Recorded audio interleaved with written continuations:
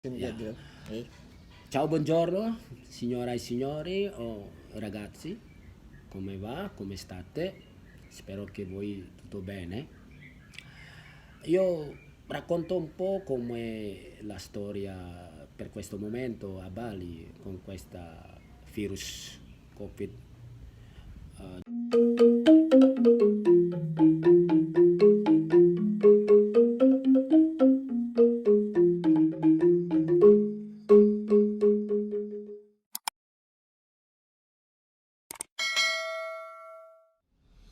Om Swastiastu, Om Swastiastu. Raja Semang. Ah, kita bertemu lagi dalam Adat Bali Channel. Untuk saat ini saya berusaha untuk menampilkan sesuatu yang beda, bukan hanya video-video yang kita tampilkan, juga ada obrolan santai bersama. Untuk kali ini saya akan ngobrol bareng bersama Jero Benese Silungan. Salam dulu, salam usa, obrolan Santai. aja, ya. Santai aja. Oke Jero, karena kita sudah divaksin 3 kali juga, kita sehat. Setungkaro. Ya kita buka aja. Mohon izin buka masker. Jero, untuk Nggih. mengawali niki Swastiastu dulu. Swastiastu. Penabe gatra Jero. Astungkaro becik Bapak Dut. Ya, kita Indonesia aja ya. Ya. Karena ini juga penonton kita bukan di Bali saja. Oke, Jero. Untuk mengawali perbincangan kita, obrolan santai kita, ada baiknya Jero memperkenalkan diri dulu. Nah, siapa Jero Benese ini? Nah, oke, Laris Jero, silahkan. Oh, nggih. Terima kasih Pak Tut atas Nggih. kesempatannya yang sudah berkenan hadir datang ke rumahnya untuk mengisi waktu senggang kita ngobrol dalam obrolan santai ini. Seperti apa yang Pak Tut mau ketahui sedikit tentang diri yang sendiri, memperkenalkan dan kenapa saya sendiri disebut dengan kata jero, kan gitu nggih. Ya, Pada intinya kata jero itu di dalam sebuah dresta atau adat di sebuah desa adat di Bali, kata jero itu merupakan sebuah jabatan bagi para mereka yang mempunyai kedudukan sebagai para abdi, khususnya abdi di desa adat dan juga di banjar adat, apalagi mereka itu sebagai pemegang tampuk pimpinan tertinggi. Sebagai gelar mereka itu adalah seorang pemimpin diberilah gelar yang namanya jero. Jero artinya itu adalah tokoh penglingsir, orang yang tertua. Dituakan. Nah, Ya, seperti itu. Seperti Jero, belum lingsir ceritanya niki. Ya. Sudah dituakan. Sudah Ya, kan? dikasih amanat, dipercayakan sebagai seorang tokoh atau tertua yang bisa memberikan sebuah wejangan atau nasihat-nasihat, atau astungkaro juga bisa memecahkan sebuah masalah-masalah. Itulah yang disebut dengan gelar sebagai seorang pemimpin di desa adat. Ya. Istilahnya kata jero. Ya bagus sekali si Jero. Suksemo nih ke. Nah sekarang tadi pertanyaan Tia, perkenalan diri dulu. Untuk diri Tiang sendiri ya pertama kali mohon maaf, Tiang sendiri bernama Iwayan Sami yang kelahiran 5 Mei tahun 1970 di Kelurahan atau di Desa Dinas Letunuh di Banjar Dinas Silungan. Sampai saat ini saya sudah berumur 52 tahun, sudah beranak 2, hampir sudah punya cucu. Wah, berarti kita sebayan Jero. Iya. Duluan Jero punya kene cucu nanti. Astagfirullah. Nah, menyingkat waktu perkenalan diri Tiang sendiri, sebelum Tiang selaku bendesa di Desa Adat Silungan, dulunya Tiang juga sebagai pelaku pariwisata dari tahun 1990 sampai Tiang menjabat sebagai bendesa atau pengayah di sini, khususnya di Desa Adat Silungan, yaitu dari tahun 2019. Wih, duluan jero ke pariwisata yang tahun 1992. Ya, gitu. Nggih. Sebelum tiang dados Benesa tahun 2019, tiang sebelumnya juga pernah nyarangin ikut bersama pengurus yang dulu, Benesa yang dulu, cuman posisi di bendahara selama 3 tahun itu mulai dari tahun 2016. Oh, berarti tidak asing lah kerjaan seorang Benesa bagi jero kan gitu. Artinya sudah pernah berada di lingkaran Bukan tidak asing, betul asing sekali. kan sudah di bendahara jero. Berlatar belakang gini Pak Tut. Pada intinya basicnya tiang itu, saya itu kan tidak ada basic yang namanya mengetahui tentang apa itu istilah adat, apa itu istilah desa adat, iadnyo, upokara, apapun itu yang tidak tahu sama sekali sebelumnya. Karena memang berlatar belakang basic tiang hanya di pariwisata. Jelas kemampuan tiangnya bukan sepenuhnya 100%, itu pun belum bisa tiang katakan 100% yang bisa di pariwisata. Otomatis tidak semudah seperti membalikkan telapak tangan dari basic seorang pariwisata untuk bisa menjalani tugas sebagai seorang bendesa, khususnya desa adat, itu luar biasa sulitnya Pak. Perlu namanya sebuah pengorbanan, perlu namanya sebuah apa istilahnya pengorbanan semacam waktu untuk mengenali, untuk mempelajari, untuk beradaptasi dengan lingkungan, dengan para masyarakat. Itu yang memerlukan waktu dan menyiksa diri untuk bisa beradaptasi sama lingkungan yang baru. Diri biar masuk ke sana. Iya, boleh dikatakan karena jauh sekali antara guide sama sekarang ngurusin masyarakat adat. Ya, benar sekali.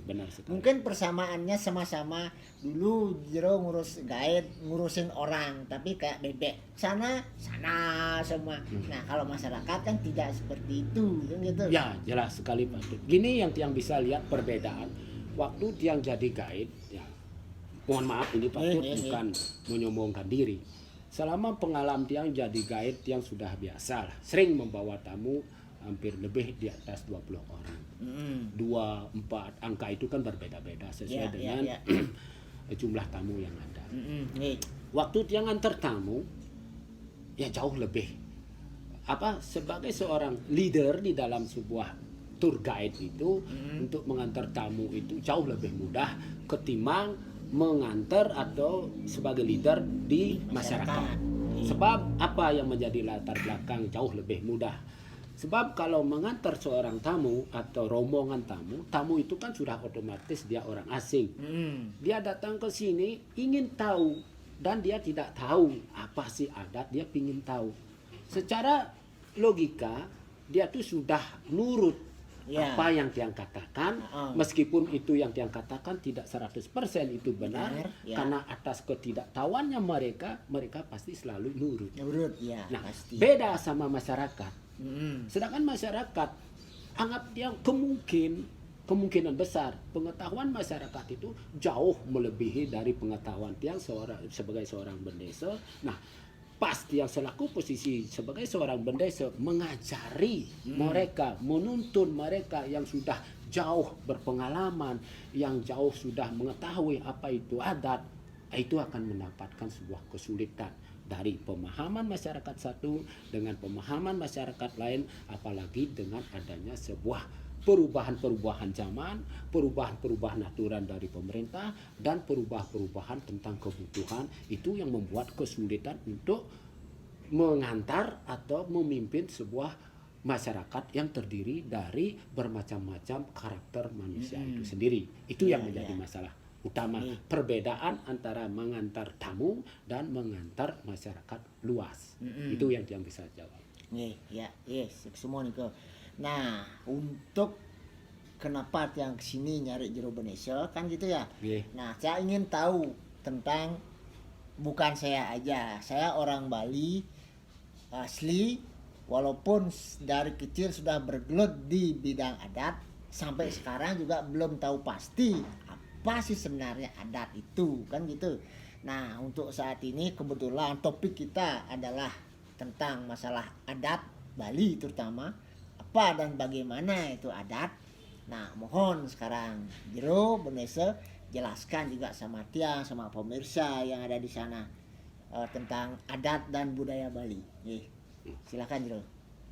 Sukses Pak Tut. Tapi sebelum Tiang mulai menjelaskan sedikit apa yang Tiang ketahui tentang seperti apa yang Pak Tut tanyakan itu adat, saya jauh dari lubuk hati Tiang sendiri mohon maaf sebesar-besarnya seandainya nanti dalam penyampaian Tiang itu tidak berkenan di hati para pemirsa atau ada yang tidak benar menurut penilaian pemirsa, saya mohon maaf. Sebab seperti apa yang Tiang katakan tadi, Tiang bilang tadi, pengetahuan Tiang selaku seorang bendesa jauh sekali kurang, apalagi sebelum jadi bendesa berlatar belakang basicnya itu adalah pariwisata.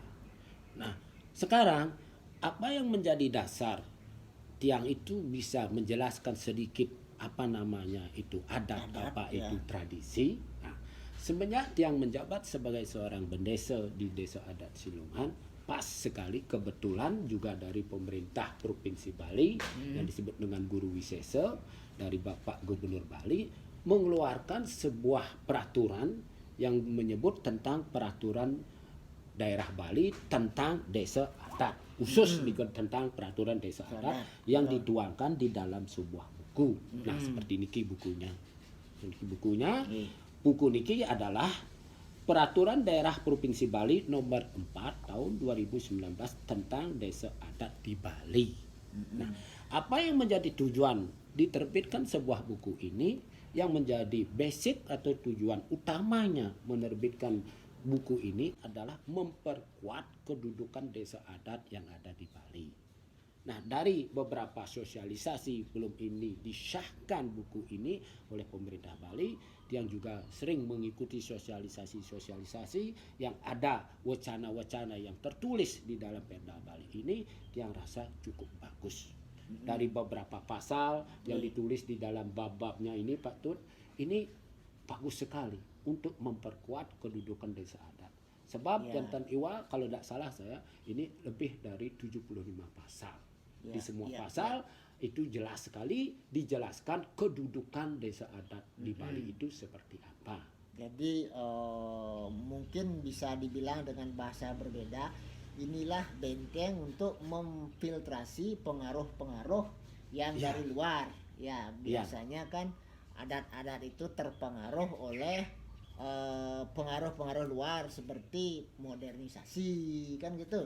Nah, ambillah contoh seperti di Jakarta katanya. Kan mereka ada namanya suku apa namanya itu? Suku asli Jakarta. Nah, sekarang mereka adat budaya mereka itu sudah jarang terjadi kan gitu. Mungkin dulu tidak ada yang namanya buku seperti ini.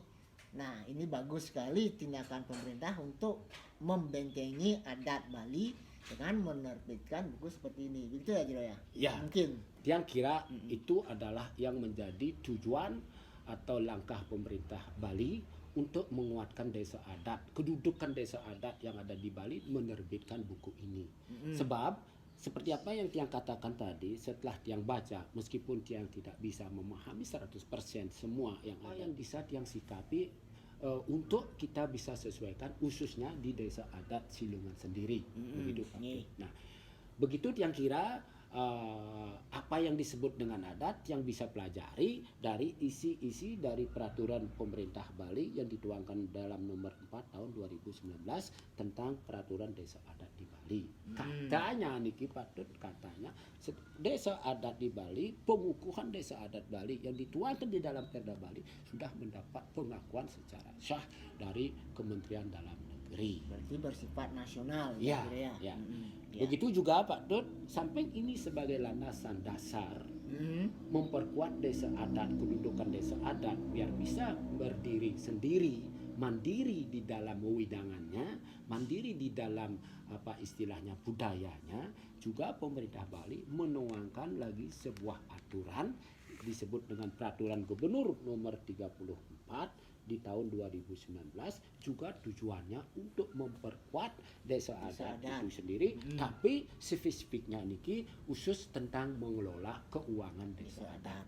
Ya. Nah, dari dua buku ini jelas sekali kedudukan desa adat di Bali itu semakin kuat. Apalagi berjalan dengan waktu setelah diterbitkan dua buku ini dari pemerintah Bali lewat sebuah instansi yang namanya BPMA, Dinas Pemajuan Adat, dengan begitu seriusnya memberikan apa istilahnya sosialisasi kepada masyarakat, khususnya melalui para bendesa-bendesa atau sebut lain, bersosialisasi tentang sensus Sadkerti Loko Bali, tentang desa adat berbasis Sadkerti ini kurang lebih. Nah, ada aja lagi juga buku-buku yang diterbitkan oleh pemerintah Bali, yaitu sensus Sadkerti Semesta Bali berbasis desa adat di tahun 2021. Jelas sekali juga di buku ini dijelaskan apa sih itu desa adat, apa sih itu adat. Itu Nah, itu yang menjadi tiga sumber untuk Tiang bisa jelaskan kepada Pak Ketut. Tapi Tiang ulangi lagi sekali, Tiang mohon maaf, Tiang hanya bisa berbicara sedikit mengupas isi dari tiga buku yang tadi. Tiang bisa angin Tiang menjelaskan sedikit sama Pak Ketut apa sih itu adat atau apa sih itu desa adat. Itu yang Tiang bisa jawab pertanyaan Pak Ketut yang pertama. Terus mungkin ada pertanyaan yang lain. Nah, sekarang di Bali sering sekali saya dengar dan lihat ada namanya Sadkerti apa tuh Jero? Sadkerti Loko Loko Bali. Bali ya, Sadkerti Loko Bali. Apa sih itu Sadkerti Loko Bali? Nah, menurut pemahaman Jero sendiri. Begini Pak Tut. Nah, Sadkerti Loko Bali. Sad itu kan jelas sekali artinya di dalam bahasa Bali. Nama itu artinya enam. Kerti yaitu sesuatu yang sifatnya kebaikan. Loko ya itu bahasa Bali, kalau kita ibaratkan dalam bahasa lokal. Ada 6 kebaikan lokal di Bali. Itu yang bisa. Apa itu 6 kebaikan khususnya yang ada di Bali yang disebutkan Sadkerti? Yang taniwang bentiang pertama Jano Kerti, Danu Kerti, Wano Kerti, napi malih nika Jano Kerti, Danu Kerti, Wano Kerti. Berarti yang pertama apa Jero? Jano itu berupa Jano yaitu manusia. Di manusianya. Manusia. Jano Kerti itu ya bagaimana kita bisa membina hubungan kita sesama manusia di Bali biar tetap tercipta namanya suatu keharmonisan. Itu Jano Kerti. Memanusiakan manusia gitu mungkin ya. Boleh artinya bukan itu. Memanusiakan manusia, artinya bagaimana kita bisa hidup sebagai manusia, sebagai makhluk tertinggi dari dua makhluk lainnya, karena kita kan manusia itu adalah makhluk utama karena kita mempunyai trimano kan gitu Pak. Ya. Sabda, Bayu, Idap kan gitu ya. Biar kita bisa hidup berdampingan antara manusia satu dengan manusia yang lain tanpa ada yang merasa dirugikan kan gitu. Itu konsep Jano Kerti kalau Tiang bisa baca, kalau Tiang bisa pahami dari konsep Sadkerti Loko Bali. Nah, yang kedua itu Danu jelocak gitu nah. Yang penting napal san yang penting ada. Iya. Danu berarti danau air, sumber air. Nah, karena di dalam kehidupan kita sehari-hari atau yang Tiang rasa manusia itu kan terbentuk dari 5 unsur, yaitu Pancomabuto. Salah satunya itu air yang terpenting kan gitu Pak Tut. Sebab di dalam kehidupan kita air adalah hampir 50% menjadi kebutuhan utama dalam kehidupan. Nah, itu tujuan pemerintah itu bagaimana kita bisa menjaga kelestarian sungai, kelestarian danau, biar tidak ada pencemaran, biar tidak ada apa istilahnya itu penyempitan sungai atau penimbunan laut atau pengecilan danau kan itu. Karena kalau ada bentuk tindakan seperti itu, otomatis air itu kan berkurang ya. Berarti kekurangan air, kebutuhan kita juga berkurang. Otomatis keharmonisan dalam sebuah kehidupan salah satu dari kebutuhan juga. Jelas sekali. Ya, karena juga tubuh kita sebagian besar terdiri dari air. Ya. Itu Danu Kerti. Oh. Sekarang Wanokerti. Wano kerci. Wano berarti hutan. Hutan. Nah, Hutan yang jelas Pak Tut kan sudah tahu yang namanya hutan, apa yang ada di hutan, apa yang didominasi di hutan kan gitu. Jelas tumbuh-tumbuhan kan gitu. iya. Nah, menurut ilmu biologi, nah idah-idah kun satuan Ya. Pak Tut. Nah, tumbuh-tumbuhan itu adalah mengeluarkan oksigen, menghisap O2. Oh, CO2. CO2, karbon dioksida. Karbon dioksida. Artinya pemerintah itu tujuannya melestarikan hutan ini biar ada filtrasi dari CO2 menjadi oksigen. Sebab di dalam kehidupan kita sebagai manusia tanpa oksigen kita tidak bisa hidup. Apalagi dalam kehidupan yang serba modern, teknologi semakin canggih, apa artinya itu motorisasi, jelas polusi semakin Ya. banyak kan gitu. Kalau polusi sudah banyak, otomatis udara atau oksigen itu kan tercemar. Ya. Nah, itulah perlu kita melestarikan hutan-hutan, Ya, tumbuh-tumbuhan biar ada yang memfiltrasi oksigen CO2 itu menjadi Ya, oksigen. untuk memproses hidup. lagi Ya, kan itu. ya, Mendaur ulang. Ya. CO2 Ya. menjadi O2. Ya. Nih.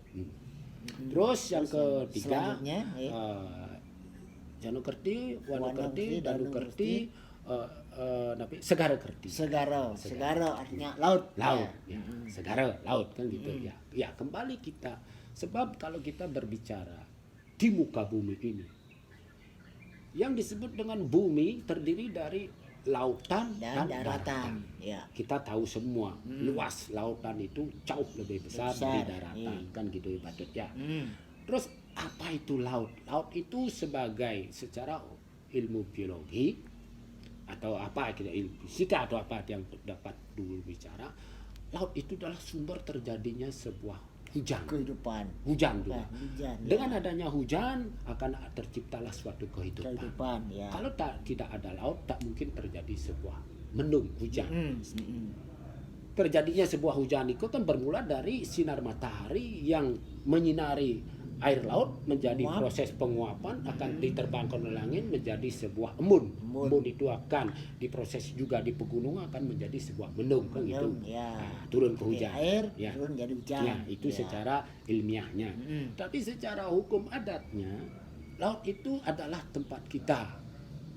Ya, secara ritualnya orang Hindu, ya sembahyang, menyucikan diri secara lahir dan batin, atau kita mohon doa restu biar darat ini tidak pernah akan ditenggelamkan oleh laut. Nah, itu filsafatnya. Makanya biasa. bagaimana kita bisa menjaga laut itu biar laut itu tetap dia lestari, Ya. biar bisa memberikan kehidupan bagi masyarakat luas. Ya, Gitu. luar biasa sekali Jero. Ya. Habis Segaro Segaro Atmo Kerti. Atmo. Atma. Ya. Atmo ya Pak Tut tahu sendiri.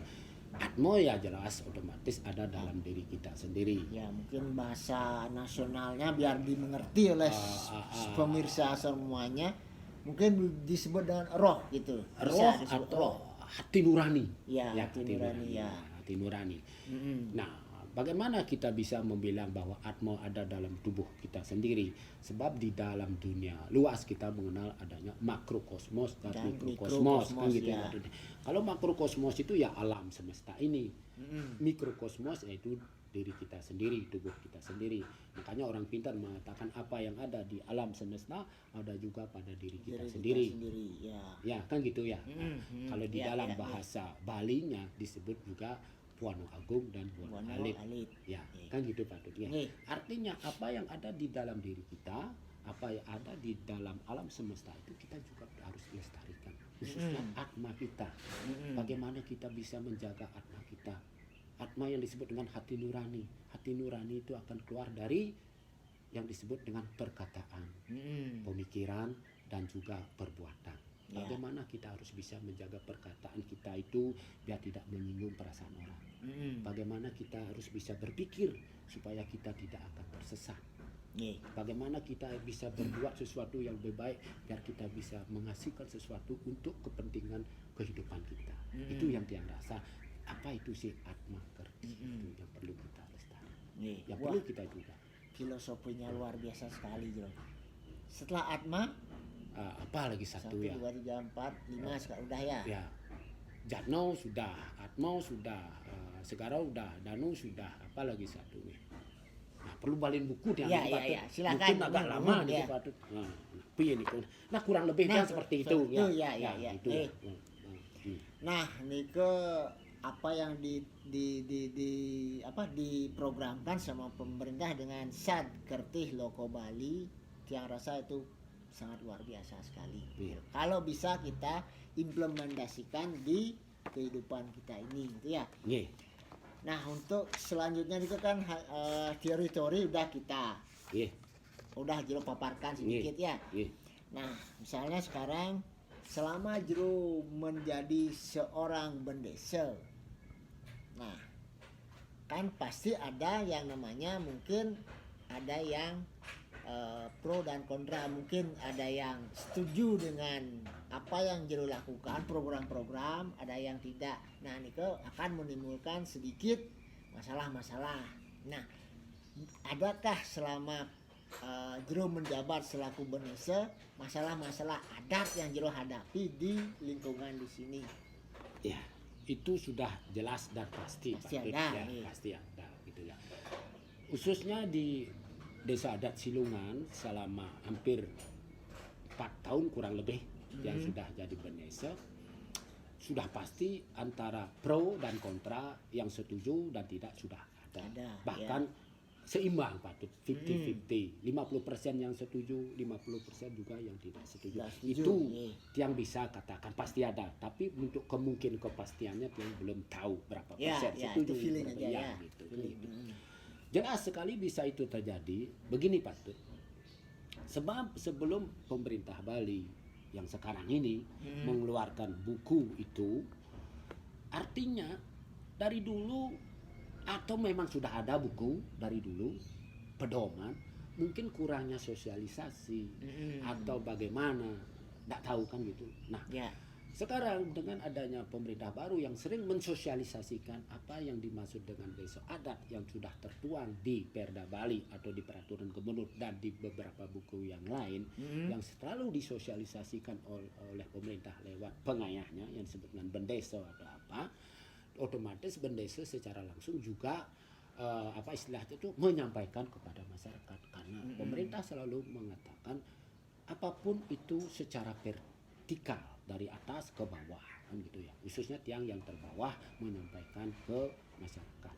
Nah, di dalam tiang menyampaikan apa yang menjadi tujuan pemerintah itu, seperti apa yang kita bahas tadi, yang namanya Perda menguatkan tentang desa adat, adanya peraturan gubernur tentang keuangan desa adat, untuk menyampaikan kepada masyarakat yang pengetahuannya, pemahamannya begitu banyaknya, majemuknya cara mereka berpikir, cara mereka memahami, atau wawasan mereka, pergaulan mereka, itu yang menjadi kendala paling dominan, akan menimbulkan rasa pro dan kontra.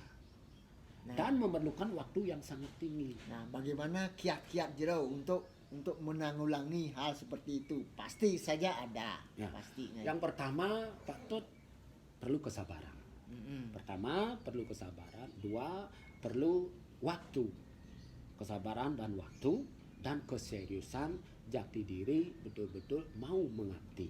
Nah, dan Itu dasar. contoh, ya, memberikan contoh. Misalnya, setiap kali kita mengadakan rapat, sesering mungkinlah kita mensosialisasikan apa yang disebut dengan desa adat, apa itu peraturan. Nih. Kalau kita sudah sesering mungkin memberikan pandangan-pandangan itu, ya otomatis mereka ada juga yang bisa memahami. Seperti kita nyanyi tiuk kan mulai gitu. terbuka mulai pemikiran terbuka, masyarakat terbuka. itu ya. Ya, mulai kalau yang pro ya kita Ya, udah, syukuri, pasti. kalau yang kontra tetap kita kasih dia pengarahan-pengarahan apa sih yang menjadi tujuan. Kita memberikan apa wejangan seperti itu, dan apa sih tujuan pemerintah menciptakan sebuah buku itu. Tujuan utamanya adalah menciptakan suatu kesejahteraan di lingkungan masyarakat itu sendiri. Tapi kembali ke latar belakang, basically masyarakat itu secara mental, Iya. secara mindsetnya yang bilang kan berbeda sekali, Mm-mm. majemuk sekali Pak. Iya, iya, Apalagi iya. dengan tuntutan sekarang, kebutuhan yang sangat berbeda, kebutuhan pribadi dan kebutuhan umum itu, kepentingan pribadi, kepentingan umum berbeda sekali dan sangat menonjol sekali. Itu yang membuat permasalahan yang paling vital akan terjadinya sebuah kontra Mm-mm. tentang pemahaman aturan-aturan itu. Iya. Gitu. Ya. Nah, saya lihat niki jero prestasi mungkin dulunya sudah ada nih. Yang lihat dalam membangun apa namanya semacam meningkatkan PAD desa, kita kan jero ada program di Alas Harum ya. Nah, di situ yang lihat jero bisa menggerakkan warga, bisa mengirit biaya dari pemaparan jero dulu. Batu-batu bisa diambil dari tukar itu kan. Nah, itu menurut Tiang sendiri itu sesuatu yang luar biasa sekali, bisa menggerakkan orang-orang untuk kerja gotong royong. Ya sedikit berat lah itu. Nah, itu untuk saat ini sepertinya agak sulit kita lakukan. Nah, bagaimana Jero bisa menggerakkan rakyat Silongan, masyarakat Silongan seperti itu? Itu yang Tiang bilang tadi Pak Tut. Pertama, kita perlu sebuah namanya kesabaran. Kedua, keseriusan dan kesungguhan. Dan bukan hanya sekedar wacana aja. Kita harus beri dia contoh. Beri dia contoh dan beri dia pemahaman apa yang menjadi tujuan kita. Kenapa kita melakukan hal itu. Kalau kita melakukan hal yang tadi, seperti Pak Tut bilang tadi, kita gerakkan masyarakat itu untuk mengambil batu. Otomatis dengan kapasitas begitu besarnya masyarakat, volume pekerjaan kita semakin banyak dapat. Artinya secara finansial kita tidak akan mengeluarkan uang karena semua kerjaan itu diambil oleh masyarakat. Kan gitu. Ya, ketimbang kita selalu cari buruh, cari tukang. Kalau kita bisa menggerakkan masyarakat untuk mau bekerja sama gotong royong dalam satu hari hanya 1 jam, 2 jam, otomatis PAD kas desa itu tidak akan berkurang. Nah, kiat Tiang untuk melakukan sebuah usaha-usaha atau untuk menambah PAD itu jelas sekali juga dituangkan di peraturan daerah Bali, sebab masing-masing desa adat seperti tadi yang Tiang bilang, tujuan dari Perda Bali itu dan peraturan Gubernur Bali itu, Perda tujuannya menguatkan tentang kedudukan desa adat, peraturan gubernur itu yang mengatur tentang keuangan desa adat. Jelas sekali di sana disebutkan dalam seluruh pasalnya, desa adat itu wajib mempunyai sebuah usaha yang disebut dengan Bukda, bago usaha duen desa adat. Nah, bagaimana kita bisa menciptakan unit-unit usaha dari Bukda itu? Nah, kalau kita bisa membangkitkan atau membuat sebuah unit-unit usaha dari Bukda itu, ya otomatis PAD kita itu akan bertambah. Sebab selama ini yang lihat sumber dari PAD di desa adat Silungan, karena memang berlatar belakang geografis desa adat Silungan tidak punya sumber daya alam yang kita bisa jual di pariwisata seperti air terjun atau keindahan alam atau binatang-binatang seperti monkey forest gitu, kita tidak ada. Otomatis itu kita kan tidak bisa menambahkan PAD kita, atau juga market, pekan, pasar kita tidak punya. Ya kita harus cari celah-celah lain untuk membuat sebuah usaha seperti apa yang diarahkan pemerintah untuk menambah PAD kita sendiri. Ya. Nah, kembali lagi ke laptop, masalah adat. Nah, misalnya Jero, tadi sebelum on air di luar kita udah sedikit berdiskusi tentang kasus-kasus adat yang terjadi gitu ya. Misalnya di daerah lain, kita nggak usah nyebut daerah mereka kan gitu ya. Ada beberapa kasus adat yang namanya PKD ataukah tanah yang dengan kasus si A mengklaim bahwa itu tanah miliknya dia, turun-temurun sudah menempati dan mengelola tanah tersebut, tiba-tiba sekarang disertifikatkan atau diambil alih ke pihak lain. Nah, untuk itu mungkin Jero bisa kasih sedikit pemahaman terhadap Tiang dan pemirsa juga, apa itu sebenarnya tanah ayahan desa dan apa yang satunya lagi PKD. PKD. Nah, mungkin Jero bisa jelaskan itu. Begini Patut, sekali lagi dia mohon maaf seandainya nanti dari apa yang Tiang jelaskan Ya. tidak berkenan di hati pemirsa utawi ada kesalahan-kesalahannya. Tiang awali dengan permohonan maafnya. Dan seperti apa yang Pak Tut tadi bilang, ada kejadian-kejadian entah di desa mana itu, Tiang tidak mau tahu nih dan Ya. juga Tiang tidak mau mencampuri. Ya, karena Gitu. bukan ranah kita Ya, ke sana ya. kan. Itu sebab ada istilahnya Dresto Bali, Dresto Desa. Kalau yang disebut dengan Dresto Bali, sebuah dresto kebiasaan yang bisa kita pakai di seluruh Bali. Kalau disebut dengan Dresto Desa, suatu kebiasaan yang mengkhusus yang Di bisa desa dipakai tersebut. desa tersebut. Oh, berarti Makanya sifatnya agak lokal. ya sesuai dengan kearifan mereka itu bagaimana mereka mengatur apa istilahnya masyarakatnya sesuai dengan aturan-aturan yang mereka punya yang disebut dengan aturan adat Awig dan Pararam kan gitu ya. Ya kita beda-beda itu Pak Tut, sesuai dengan kearifan lokalnya, terutama kebutuhannya gitu. Itu berbeda Pak Tut. Nah artinya permasalahan desa adat satu dengan desa adat lain jelas sekali perbedaan itu 100% berbeda Pak Tutnya. Nah kembali lagi ke pertanyaan Pak Tut tadi yang Pak Tut bilang tadi, apa itu PKD, apa itu ayahan desa kan gitu ya. Ya. Kalau kita berbicara khususnya di desa adat Silungan yang Tiang tahu yang ada hanya PKD. PKD itu adalah pekarangan desa. Pekarangan desa, ya. Kalau ayahan desa di Silung tidak ada, cuman yang dengar kalau ayahan desa, ayah itu tanah yang diberi kepada desa masyarakat untuk ngayah, khususnya dikasih tanah itu untuk membuat sebuah pemukiman, perumahan, karena statusnya dia itu adalah warga dari masyarakat itu sendiri yang akan melakukan semua kewajiban-kewajiban yang ada di desa adat itu sendiri. Contohnya di desa adat Silungan. Nah, seperti apa yang pernah yang baca atau yang dengar di buku ini, Sensus Satkerti Semesta Bali. Nah, di sini dijelaskan Pak Tut, ada 3 jenis desa adat. Tanah desa. Yang Desa disebut adat. dengan desa adat, bukan tanah desa. Yang disebut dengan desa adat. Tapi tiang apal hanya 2 aja. Pak. Ya. Yang apalnya 2. Gitu. Ada yang disebut dengan desa adat tua, yang satunya desa adat tua, yang nomor 2-nya desa adat anyar, dan lagi satu yang tadiwang ya, desa adat Apenango.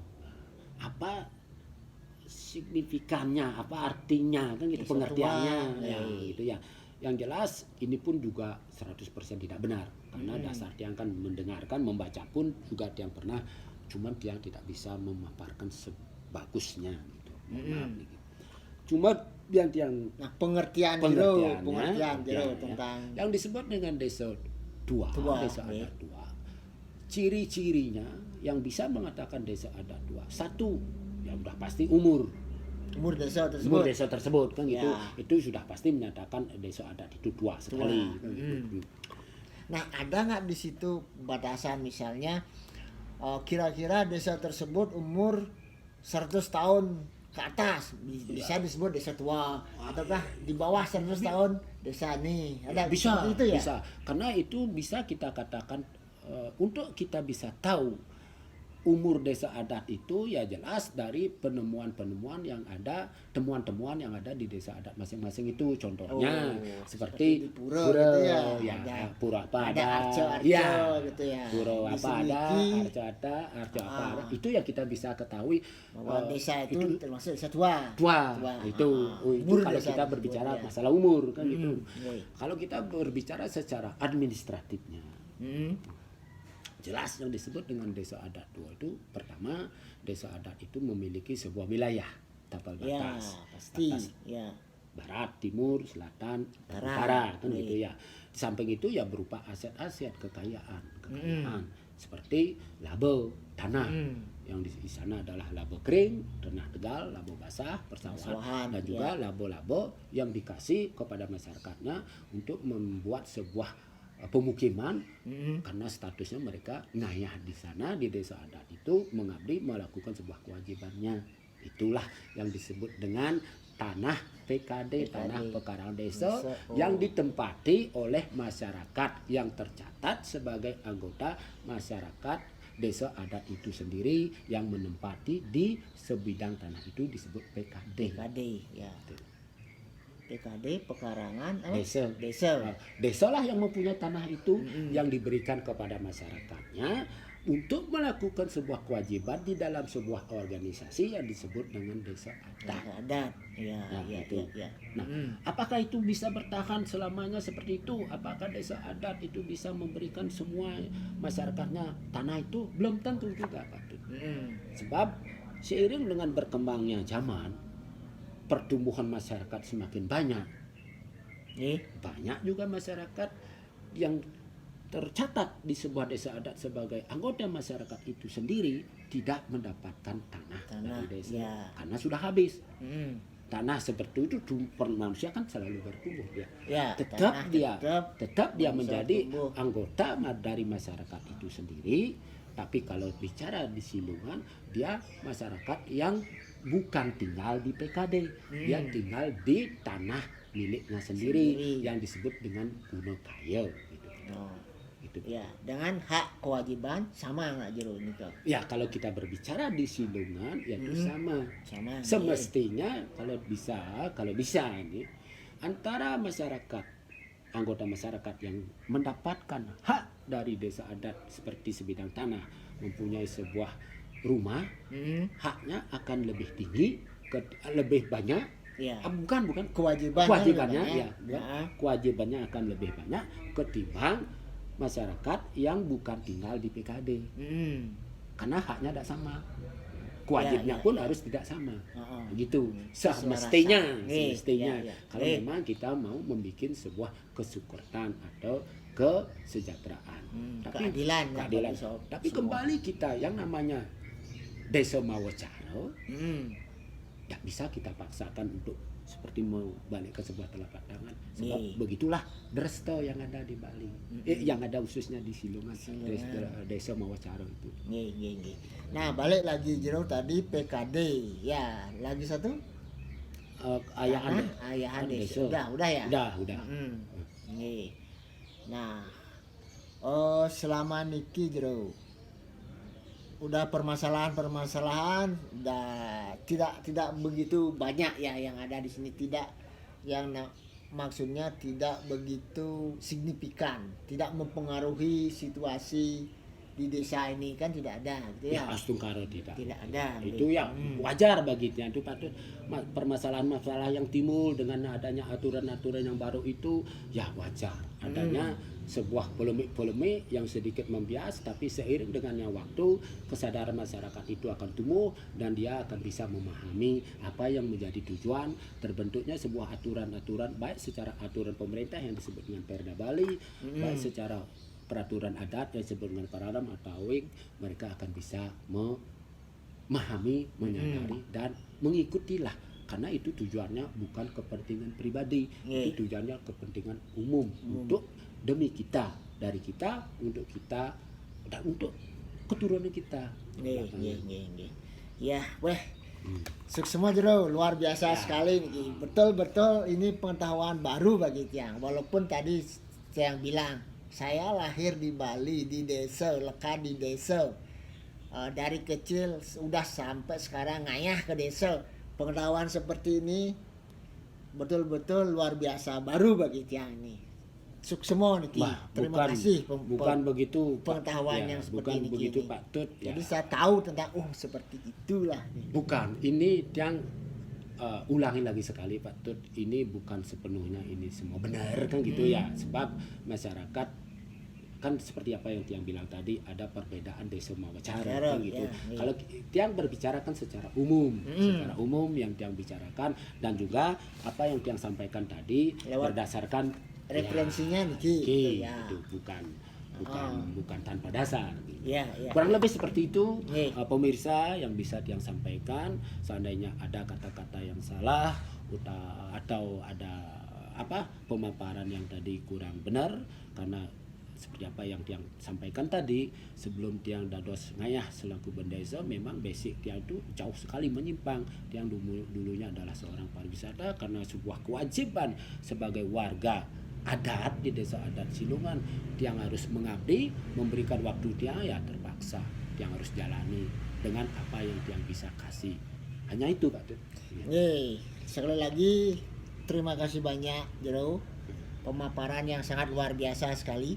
Nah, sebagai penutup, karena Jero juga mantan guide, yang mau dengar mungkin apa yang Jero katakan dulu sama kamu dengan bahasa Italinya, siapa tuh pemirsa pingin tahu, menyapa pemirsa dengan bahasa Itali.